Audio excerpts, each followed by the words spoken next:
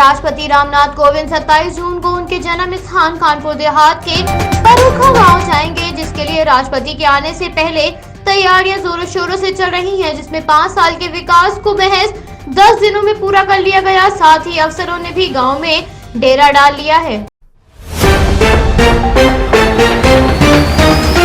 प्रधानमंत्री ने अपने ट्विटर हैंडल पर संत कबीरदास की निवाण स्थली की तस्वीरें साझा की, जिसमें उन्होंने लिखा, मुझे कुछ वर्ष यहाँ जाने का सौभाग्य प्राप्त हुआ था।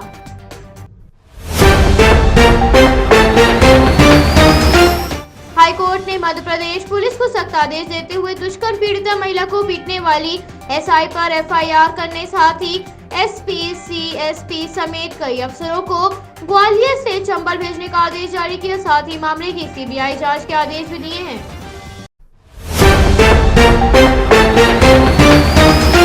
केंद्रीय मंत्री नितिन गडकरी और मुख्यमंत्री जयराम ठाकुर ने रोहतांग में अटल टनल की समीक्षा की।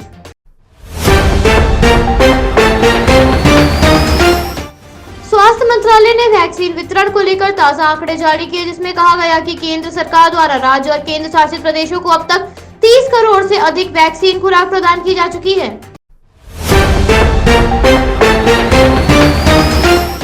उत्तर प्रदेश अपर मुख्य सचिव स्वास्थ्य अमित मोहन प्रसाद ने बताया, मिशन जून में 1 करोड़ वैक्सीन लगाने का लक्ष्य रखा गया था, जो 24 जून को ही हमने प्राप्त कर लिया है। हमने इस महीने 1 करोड़ से अधिक खुराक लगाए हैं।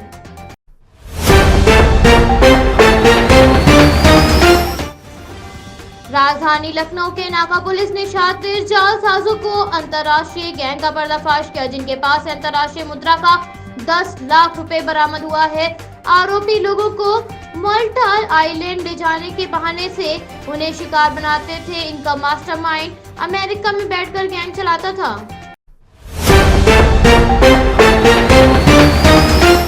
समाजवादी पार्टी के राष्ट्रीय अध्यक्ष की उपस्थिति में पार्टी कार्यालय में बैठक हुई, जिसमें प्रदेश भर के कार्यकर्ता मुख्यालय पहुंचे। इस दौरान आगामी विधानसभा चुनाव को लेकर चर्चा की गई।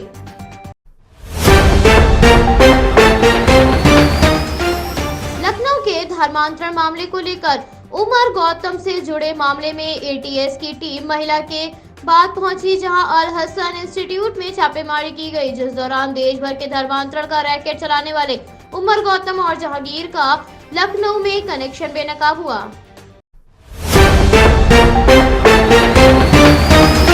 शिया धर्मगुरु मौलाना कल्बे जवाद ने प्रेस कॉन्फ्रेंस की, जिस दौरान उन्होंने शिया वक्फ बोर्ड के चुनाव को लेकर नाराजगी जताई और आरोप लगाया चुनाव में धांधली हुई है। साथ ही मौलाना ने चुनाव के जांच की भी मांग की है। उत्तर प्रदेश के मिर्जापुर में उप मुख्यमंत्री केशव प्रसाद मौर्य ने जनसंख्या नियंत्रण पर बात करते हुए कहा, जनसंख्या नियंत्रण कानून पर सरकार गंभीर है, जिसमें न तो तुष्टीकरण की राजनीति होगी और न ही किसी भेदभाव की। उत्तर प्रदेश में संक्रमण के हालात स्थिर होते नजर आ रहे हैं, जिसके चलते 90 दिनों के बाद सबसे कम 208 नए मरीज सामने आए। 12 जिलों में कोरोना का एक भी नया केस सामने नहीं आया। साथ ही 24 घंटों में संक्रमण से 55 लोगों की मौत हुई है।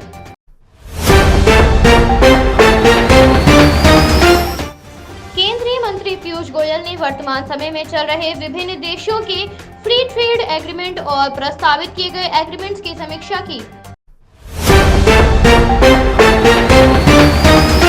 उत्तर प्रदेश के अपर मुख्य सचिव सूचना नवनीत सहगल ने जानकारी साझा करते हुए बताया, मुख्यमंत्री योगी आदित्यनाथ ने डेल्टा प्लस वेरिएंट पर विशेष समिति के राजनीति बनाने के निर्देश दिए हैं। साथ ही समिति से इस बात का भी सुझाव मांगा है कि इसे कैसे रोका जा सके।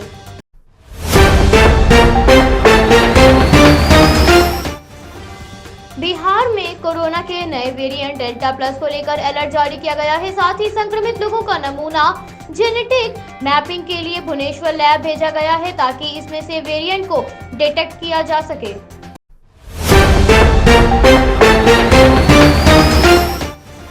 पटना के कांकरबाग क्षेत्र में डीटीओ के घर तलाशी के दौरान करीब 50 लाख रुपए नकद और आभूषण बरामद किए गए।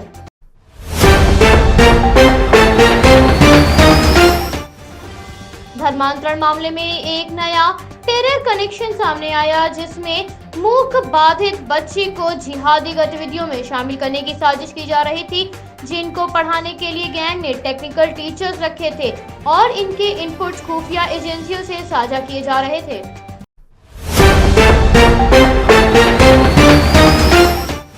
उत्तर प्रदेश के आगरा में श्री पारस हॉस्पिटल को लेकर जांच तेज हो रही है, जिसमें जांच कमेटी ने 26-27 अप्रैल को भर्ती हुए 91 मरीजों का रिकॉर्ड मांगा है। साथ ही कमेटी के एक सदस्य का इस्तीफा भी नामंजूर कर दिया है। इस प्रकरण में IMA मरीजों के परिजनों से भी बात करेगा।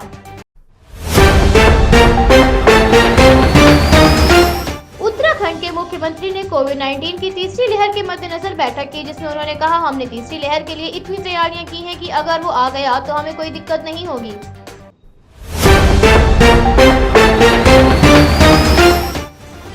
छत्तीसगढ़ में कई बड़ी नक्सली घटनाओं को अंजाम देने वाला खूंखार नक्सली माओवादी मंडवी हिडमा कोरोना की चपेट में आ गया है। नक्सली अब तक 150 से ज्यादा जवानों को मार चुका है और अब खुद बस्तर के जंगलों में तड़प रहा है, जिस पर IG ने नक्सली से कहा, सरेंडर कर दो, इलाज हम करवाएंगे।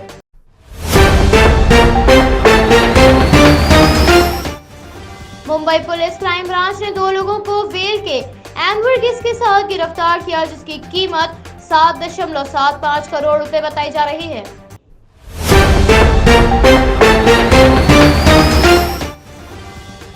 ममता बनर्जी द्वारा नंदीग्राम मामले को लेकर हाईकोर्ट में दायर की गई याचिका पर कोलकाता हाईकोर्ट ने अपना फैसला सुरक्षित करते हुए कहा, इस मामले पर फैसला न्यायिक तरीके से होगा। गोवा के बंदरगाह मंत्री माइकल लोबो ने कहा, कोरोना मामले 0 होने के बाद ही गोवा पर्यटकों के लिए खोला जाएगा और जब ये खुल जाएगा तो बाहर से आने वाले लोगों की स्क्रीनिंग की जाएगी, साथ ही पर्यटकों को मास्क लगाना अनिवार्य होगा। मध्य प्रदेश के मुरैना में पुलिसकर्मी चौकी में सोते रहे और रात में चोर चौकी का ताला तोड़कर 2 राइफल और 150 कारतूस चुरा ले गए। मध्य प्रदेश में डेल्टा वेरिएंट के अब तक 5 मामले सामने आ चुके हैं, जिसमें एक की मौत हो गई। वहीं मध्य प्रदेश से चिकित्सा शिक्षा मंत्री विश्वास सरंग ने बताया, अन्य 4 लोग ऐसे हैं जिन्हें कोविड-19 का टीका भी लग चुका है।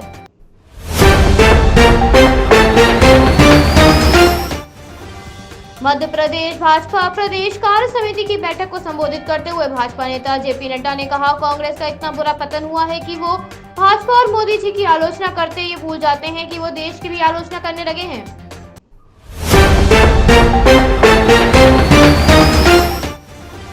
कोरोना संक्रमण को लेकर महाराष्ट्र में BMC पूरी तरह से सख्त है और सार्वजनिक जगहों पर मास्क न पहनने वाले लोगों पर अब तक 58 करोड़ का जुर्माना लग चुका है, जिसमें 88 लाख का फाइन पिछले 10 दिनों में वसूला गया है।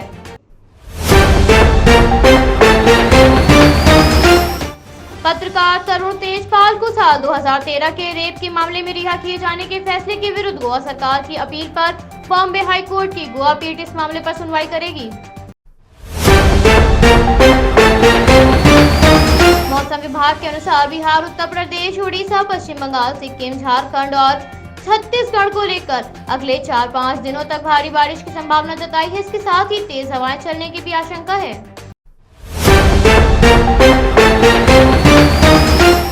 व्हाट्सएप को दिल्ली हाई कोर्ट से बड़ा झटका लगा है, जिसके लिए कोर्ट ने भारतीय प्रतिस्पर्धा आयोग के गोपनीयता नीति की जांच के संबंधित याचिका पर रोक लगाने से इनकार कर दिया है और कहा, नोटिस पर रोक लगाना उचित नहीं है।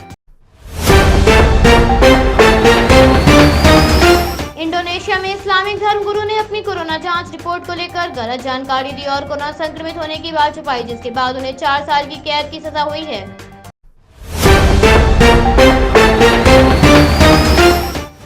विस्तारा एयरलाइंस में बम्पर मॉनसून सेल का ऐलान किया गया है, जो सिर्फ 48 घंटों के लिए ही लागू रहेगा, जिसमें मात्र 1099 से हवाई यात्रा की जा सकेगी, जो कि इकोनॉमी और बिजनेस दोनों ही क्लास के लिए लागू होगी।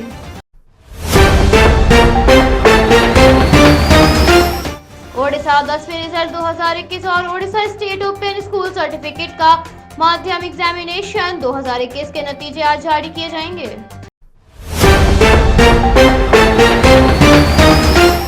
पेट्रोल डीजल की बढ़ती कीमतों को लेकर कर्नाटक में JDS नेताओं ने हुबली में तहसीलदार ऑफिस के सामने विरोध प्रदर्शन किया।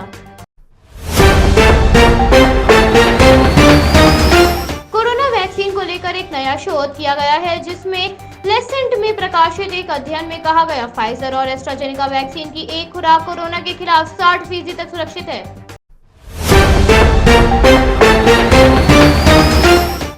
रिलायंस जियो और गूगल द्वारा बनाए गए स्मार्टफोन की जानकारी रिलायंस जियो इंडस्ट्री के सीईओ मुकेश अंबानी ने दी, जिसके बाद ट्विटर पर #Reliance AGM number 2, #JioPhone next number 3 और मुकेश अंबानी नंबर 4 पर ट्रेंड करते हुए नजर आए।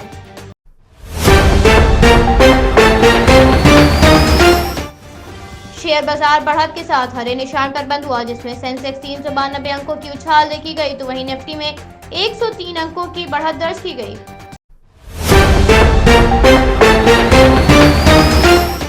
मुकेश अंबानी के रिलायंस ग्रुप में गूगल के साथ मिलकर जियोफोन नेक्स्ट लॉन्च किया, जिसकी बिक्री 10 सितंबर से शुरू होगी। साथ ही ये दुनिया का सबसे सस्ता स्मार्टफोन होने वाला है।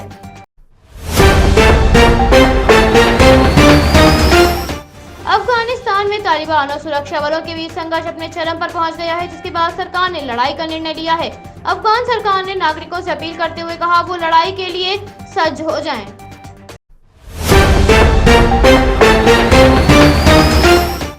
टेस्ला ने चीन में अपनी पहली चार्जिंग स्टेशन की शुरुआत की। कंपनी के एक वीबो पोस्ट में बताया गया चार्जिंग स्टेशन सूरज की रोशनी से बिजली पैदा करेगा और ये इलेक्ट्रॉनिक वाहनों को चार्ज करने के लिए ऊर्जा भंडार सुविधाओं से लैस होगा।